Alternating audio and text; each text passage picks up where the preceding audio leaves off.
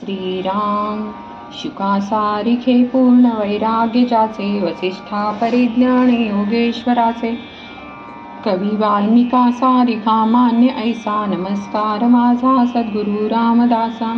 जय जय रघुवीर समर्थ. सार्थ श्री दासबोध. दशक 3. समास 9. मृत्यू निरूपण. शांडिल्य विद्या आणि प्रश्न उपनिषदातील 3रा प्रश्न यामध्ये ऋषींचे मृत्यूविषयक विचार आढळतात. गीतेच्या 8व्या अध्यायात भगवान श्रीकृष्णांनी मृत्यूचा खोल विचार मांडला आहे. मृत्यूचे महत्त्व जाणून श्री समर्थांनी दासबोधामध्ये त्यासाठी एक स्वतंत्र समासच घातला आहे. असो, संतांचे सांगणे असे की द्वैताने किंवा भेदाने भरलेल्या दृश्य विश्वामध्ये जन्म आणि मृत्यू एकमेकांना सोडून राहू शकत नाहीत. आत्मस्वरूपाच्या विस्मृतीमध्ये राहणाऱ्या जीवाला आनंदाची तहान लागते. आनंद मिळवण्यास साधन हवे म्हणून जीव दृश्य देह निर्माण करतो. ज्या द्रव्यापासून देह तयार होतो त्यांना झीज असल्यामुळे कालांतराने आनंद देण्यास देह लायक उरत नाही. तेव्हा जितक्या सहजपणे जीव देह धारण करतो तितक्याच सहजपणे तो देहातून बाहेर पडतो. या पडण्याला मृत्यू असे म्हणतात. जीवाच्या इतिहासात जन्मकाल आणि अंतकाल दोन्ही फार महत्त्वाचे मानतात. दोन्ही प्रसंगी जीव अव्यक्त आणि व्यक्त यांच्या संधीत असतो. जन्माच्या प्रसंगी म्हणजे आईच्या पोटात गर्भधारणा होते त्यावेळी जीव अव्यक्तातून व्यक्तामध्ये उतरतो, तर मृत्यूच्या प्रसंगी म्हणजे अंतकाळी तो व्यक्तातून अव्यक्तामध्ये परत जातो. हे दोन्ही फार महत्त्वाचे संधिकाल असतात. त्यापैकी जन्माच्या वेळची संधी जीवाच्या शक्तीपलीकडे असते.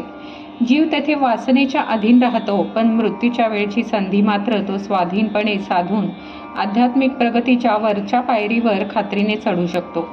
अशी संधी साधणे म्हणजे उत्तम मरण येणे होय.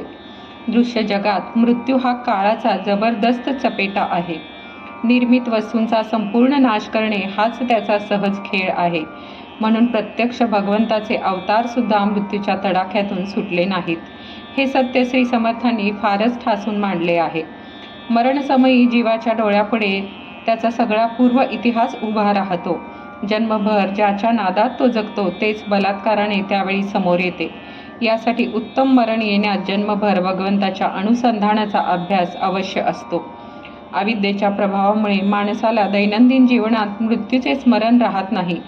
त्या कारणाने उत्तम मृत्यू येण्यासाठी जरूर असणारा प्रयत्न तो कधी करीत नाही. शेवटचा दिवस गोड व्हावा म्हणून उत्तम मरण यावे किंवा कृतकृत्य होऊन भगवंताच्या स्मरणात शांतपणे देह सोडणे साधावे म्हणून जे करायचे तोच परमार्थ होय. मृत्यू केव्हा येईल याचा नेम नाही, म्हणून तो केव्हाही येईल ही जाणीव ठेवून साधकाने नेहमी तयारीत राहावे. हे श्री समर्थांना स्पष्ट करावयाचे आहे. परमार्थ साधनात या जाणीवेला इतके महत्त्व आहे की मृत्यूचा समास सांगताना श्री समर्थांची स्फूर्ती अगदी शिगेला पोहोचली. निरनिराळ्या भाषातील साहित्यात काय किंवा संत वाङ्मयात काय मानवी जीवनातील मृत्यूची विलक्षण लीला इतक्या प्रभावी आणि जोरदार आणि ओघवती वाणीने कोठेही वर्णिलेली आढळत नाही. काळाच्या छातीवर नाचणारा रामदासच ते करू शकतात. मानवी जीवनाचा प्रवाह काळाच्या स्वामित्वाखाली अखंड वाहतो. मृत्यूकडे त्याची दिशा आहे. मृत्यू कसा व कोठे यायचा हे माणसाच्या कर्मानुसार ठरते, पण मृत्यू आला की कोणीही वाचवू शकत नाही. संसार म्हणजे सारखा धावणारा स्वार आहे. संसारात मरणाची घटना उधार नाही. आजची उद्यावर ढकलता येत नाही. माणसाच्या देहाला क्षणाक्षणांचे माप लावलेले आहे. त्याचे आयुष्य क्षणाक्षणाने संपत आहे. जन्माला आल्यापासून काळ सारखा बरोबर असतो. पुढे काय घडणार आहे हे कळत नाही.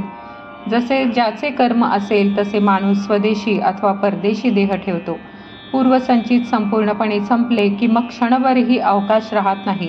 अखेरचे मिनिट संपते न संपते तोच देह सोडून जावे लागते.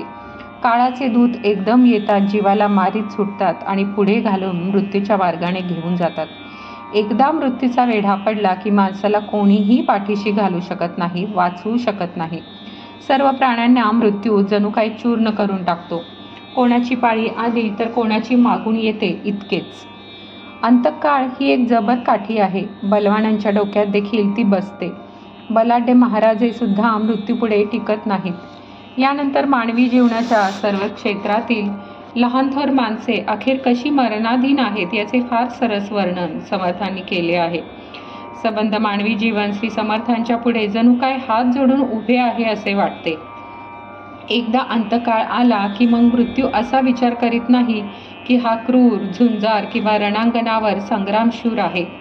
हा रागीट, प्रतापी किंवा उग्र रूपाचा मोठा दृष्ट आहे. हा बलाढ्य, धनाढ्य किंवा सर्व गुणांनी संपन्न आहे. हा विख्यात, श्रीमंत किंवा अद्भुत पराक्रमी आहे. हा भूपती म्हणजे राजा, चक्रवर्ती म्हणजे महाराजा किंवा सम्राट किंवा मोठा युक्तिबाज किंवा मंत्रतंत्र जाणणारा आहे. हा घोडे बाळगणारा, हत्ती बाळगणारा किंवा अनेक माणसे पदरी बाळगणारा विख्यात राजा आहे. हा लोकात श्रेष्ठ राजकारणी किंवा स्वतः वतनदार असून अनेकांना वतने देणारा आहे. हा देसाई, व्यापारधंदा करणारा किंवा हे निरनिराळ्या गावचे पुंडराजे आहेत. हा सरकारी शिक्क्याचा अधिकारी, व्यापारी किंवा परदारा किंवा राजकन्या आहे. हे कार्य, हे कारण, हा उच्चवर्णीय, हा नीचवर्णीय किंवा हा कर्मनिष्ठ ब्राह्मण आहे. हा विद्यासंपन्न, द्रव्यसंपन्न किंवा हे सभेतील मोठे पंडित आहेत. हा धूर्त, हा बहुश्रुत किंवा हा मोठा सज्जन पंडित आहे. हा पुराणिक, याज्ञिक, वैदिक किंवा ज्योतिषी आहे. हा अग्निहोत्री, वेदांचा ज्ञाता, मंत्रयंत्र जाणणारा किंवा सारे वेद अभ्यासलेला आहे. हा शास्त्रज्ञ, वेदज्ञ किंवा सर्व जाणणारा सर्वज्ञ आहे. ही ब्रह्महत्या, गोहत्या किंवा स्त्रिया व लहान मुले यांची हत्या आहे. हा रागज्ञानी, तालज्ञानी किंवा तत्व जाणणारा मोठा तत्वज्ञानी आहे. हा योगाभ्यासी, हा संन्यासी किंवा योगबलाने काळाला फसविणारा आहे. हा सावध, सिद्ध किंवा प्रसिद्ध वैद्य व पंचाक्षरी आहे. हा गोसावी, तपस्वी, तेजस्वी किंवा मोठा अनासक्त आहे. हा ऋषीश्वर, कवीश्वर, दिगंबर किंवा समाधिस्थ आहे. हा हठयोगी, राजयोगी किंवा सदा सर्व काळ विरक्त आहे. हा ब्रह्मचारी, जटाधारी, काहीच न खाणारा किंवा मोठा योगी आहे.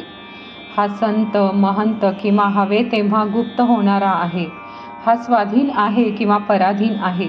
अशा रीतीने सर्व जीवांना मृत्यू खाऊन टाकतो. काही जीव जन्मास आल्यावर लगेच मरून जातात. काही जीव अर्धे आयुष्य जगून मरण पावतात, तर काही जण म्हातारपणी मरतात. मृत्यू हे पाहत नाही की हा बाल, तरुण, सुलक्षणी, शहाणा किंवा पुष्कळ बोलणारा आहे. हा पुष्कळांचा आधार, उदार, सुंदर किंवा चौफेर ज्ञान संपन्न आहे. हा पुण्यपुरुष, हरिदास किंवा विशेष सत्कर्म करणारा आहे. हे मृत्यू ओळखत नाही. सर्व दृश्य विश्वाला मृत्यू अटळ आहे. जो जन्मास येतो तो हमखास मृत्यू पावतो. आता हे बोलणे पुरे झाले. मृत्यूच्या तडाख्यातून कोणीही सुटू शकत नाही. या सबंध दृश्य विश्वाला आज ना उद्या मृत्यूच्या मार्गाने जावे लागते.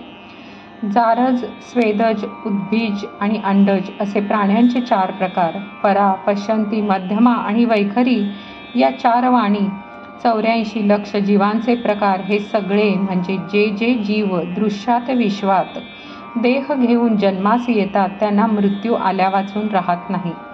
मृत्यूला घाबरून त्याच्या भयाने कोठे पळून जावे म्हटले तरी मृत्यू काही कधी कोणाला सोडित नाही. वाटेल ते केले तरी मृत्यू काही चुकविता येत नाही. मृत्यू असा सर्व भक्षक, सर्वनाशक व सर्वंकष आहे. प्रत्यक्ष भगवंताचे अवतार सुद्धा जर अखेर मृत्यूपंथाने गेले तर तेथे इतर जीव प्राण्यांची कथा काय. या जगाला मृत्यूभूमी असे नावच आहे. म्हणून विचारी माणसाने मृत्यूची निरोगी जाणीव ठेवून सार्थक करून घ्यावे. हा माणूस स्वदेशातील आहे किंवा विदेशातील आहे किंवा हा कायम उपवास करणारा आहे याबद्दल मृत्यू चौकशी करीत नाही. माणूस अतिशय थोर असला तरी, प्रत्यक्ष विष्णू आणि शंकर असले तरी किंवा प्रत्यक्ष भगवंताचे अवतार असले तरी मृत्यू त्यांची पर्वा करीत नाही. मृत्यूबद्दल केलेले हे विवेचन ऐकून श्रोत्यांनी रागावू नये. हा मृत्यूलोक आहे हे सर्वजण जाणतात. जन्मलेल्या प्राण्याला केव्हा तरी मृत्यूच्या मार्गाने जावेच लागते. याबद्दल संशय बाळगू नये. हा मृत्यूलोक या नावानेच विख्यात आहे. सर्व लहान थोरांना याची स्पष्टपणे जाणीव आहे. पण कोणी त्याबद्दल संशय बाळगला तरी हा मृत्यूलोक काही बदलणार नाही. त्या संशयामुळे जन्मलेला प्राणी किंवा माणूस आपल्या जीवनाची नासाडी मात्र करील. हा मृत्यूलोक आहे ही जाणीव ठेवून माणसाने आपले सार्थक करून घ्यावे. मृत्यूने देह नेला तरी कीर्तिरूपाने स्वतः लोकांमध्ये उरावे. मृत्यूला टाळण्याचा हा एकच मार्ग आहे. एरवी माणूस लहान असो वा थोर असो तो मृत्यू पावणार हे निश्चित समजावे.